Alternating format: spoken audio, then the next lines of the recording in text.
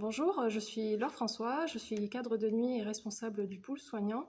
Aujourd'hui, je vais vous parler des urgences vitales. Les urgences vitales sont représentées par la survenue d'une détresse qui peut à tout moment aboutir à un arrêt cardio-respiratoire. La prise en charge de l'urgence vitale repose sur une prise en charge immédiate, coordonnée et curative auprès du patient, mais repose également sur un dispositif de prévention au quotidien. Tout professionnel du service est impliqué dès la réponse à une sonnette et dès le déclenchement de l'alerte. L'alerte est le rôle de tous. La prise en charge de l'urgence vitale sera ensuite assurée par des professionnels de santé.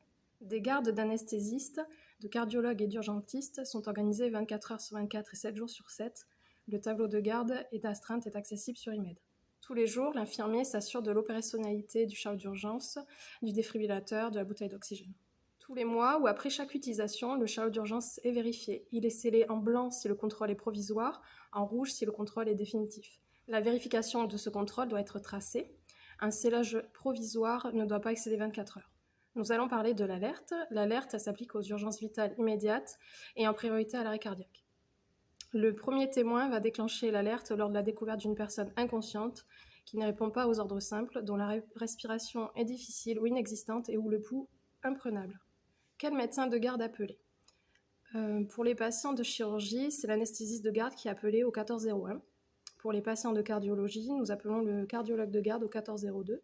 Et pour les patients de médecine, de soins palliatifs, du SMR et les usagers en cabinet médical, c'est l'urgentiste que nous contactons au 1408 ou au 1403. Les soignants transmettent les éléments suivants: l'identification du patient, la localisation, les signes observés, ainsi que des précisions sur son état.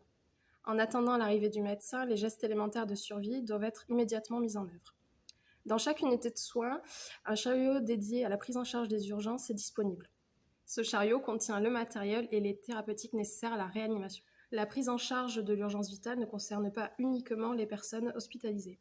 Elle concerne également les visiteurs, l'ensemble du personnel de l'établissement et l'environnement extérieur de proximité, à savoir les parkings, les trottoirs.